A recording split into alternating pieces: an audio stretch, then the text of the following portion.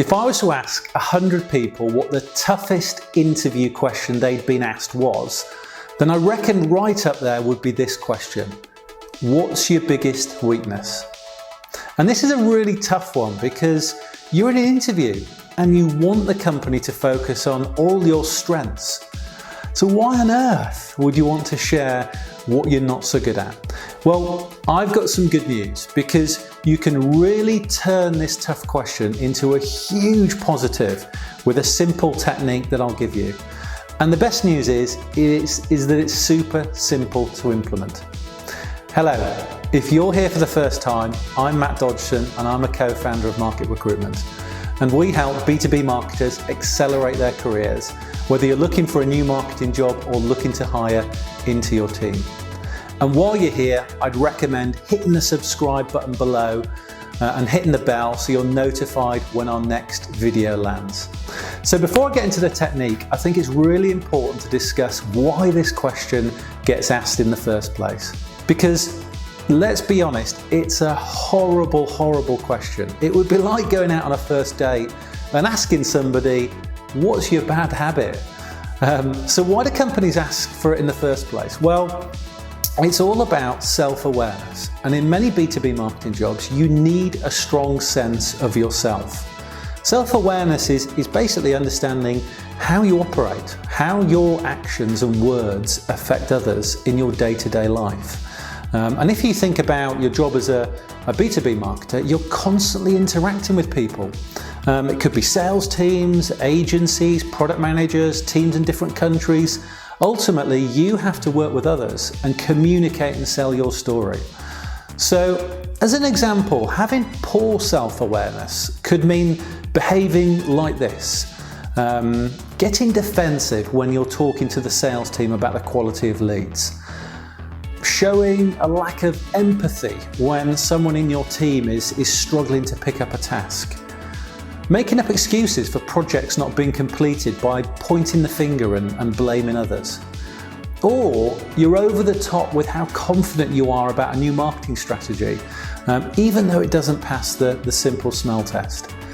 So you can see in those examples that not being aware of how you come across to others would negatively impact on your success as a B2B marketer. So being self-aware is really, really, really important.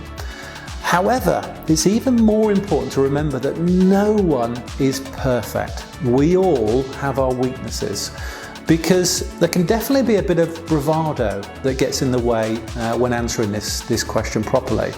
So sometimes you'll hear people say, oh, I work too hard, or my standards are too high for others. Those answers just sound fake and are too cheesy. So before I get into this technique, I just want to reiterate again that we all have our weaknesses. We find some things easy, we find some things hard. That's normal. And knowing your weaknesses isn't actually a weakness, it's a strength. So the first thing you need to do is be honest with yourself and think about some of the areas of your job that you actually find hard. And I broadly put this into two buckets, either soft skills or hard skills. Soft skills are things like work ethic, ability to communicate, persuasion, time management. And hard things are specific teachable abilities like pay-per-click, HTML, email marketing. I'm sure you get the idea.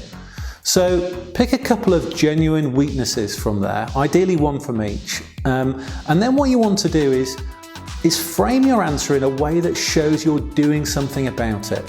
Like this. So one of the things I've struggled with is communicating my ideas to senior management. And on one particular occasion, I was presenting a new strategy for a lead generation tactic. And it was a well thought out idea and backed up by some sound research, but my presentation just lacked a bit of inspiration. And they didn't end up going with my idea. So from that point on, I knew I had to do something about it. And off my own back, I found a coach to help me with my presentations. She was fantastic and gave me some really good pointers and things to work on. So things like body language, pace, tailoring it to the audience and adding a bit more impact. And since then I've found it a lot easier. I wouldn't go so far as saying it's now naturally easy, but my MD and sales director have both commented recently on how much they've enjoyed my presentations.